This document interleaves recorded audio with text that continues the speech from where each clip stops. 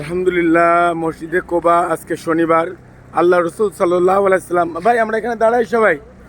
আল্লাহ রসুল সাল্লাল্লাহু আলাইহি সাল্লাম প্রতি শনিবারে কোবা মসজিদে, গুড্ডু ভাই আস্তে আস্তে আসেন তো, একজন হাতি পিছনে পড়ে গেছে, ওনারা আসুক।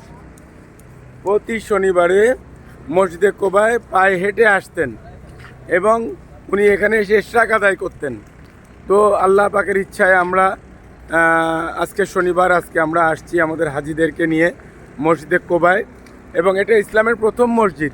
আল্লাহ রসুল সাল্লাল্লাহু আলাইহি সাল্লাম এই মসজিদে, এই জায়গায় প্রথম উনি মদিনাতে এসে উনি এই জায়গায় অবস্থান করেন এবং উনি এই জায়গায় পুরো 3 মাস অবস্থান করেন।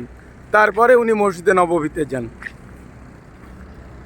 আলহামদুলিল্লাহ, মসজিদে কোবার কম্পাউন্ডে আছি এখন, বাইরের সাইডটায়।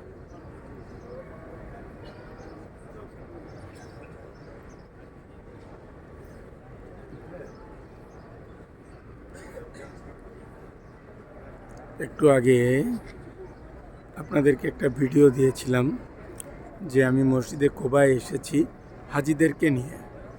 এই মসজিদে কোবার একটা কম্পাউন্ড, বাইরের সাইড।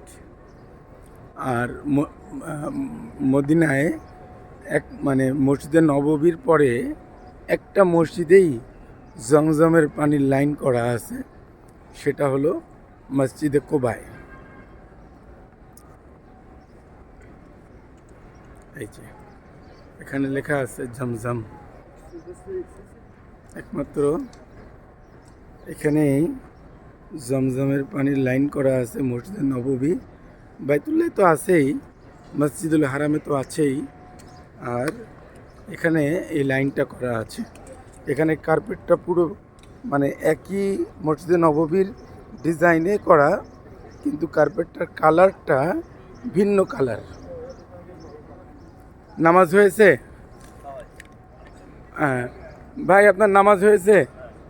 তাহলে ওঠেন, অন্য অন্য হাজিদেরকে খুঁজে বের করতে হবে।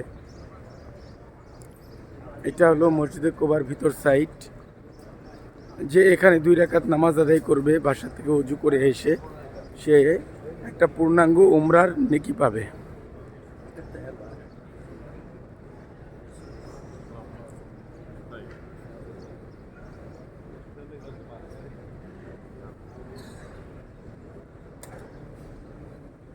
আমরা ইনশাআল্লাহ ফজর পরে হাঁটা শুরু করেছি হাজিদেরকে নিয়ে।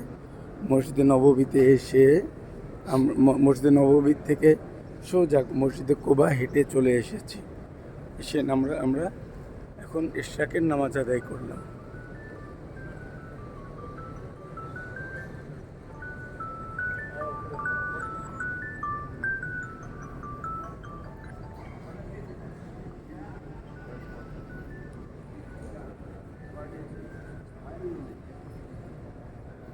এখানে দেখতেছি ইন্দোনেশিয়ান একটা গ্রুপ নামাজ আদায় করতেছে, জামাতে নামাজ পড়তেছে। এনারা এখন কিসের জামাতে নামাজ?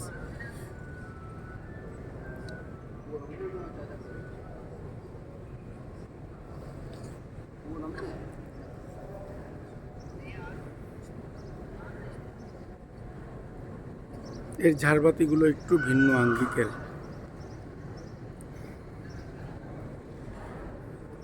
এটাই বলা যায় ইসলামের প্রথম মসজিদ।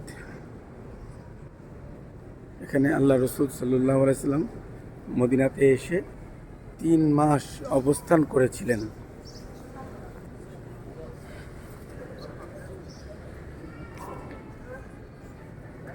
এটা একটা বেরোনোর পথ,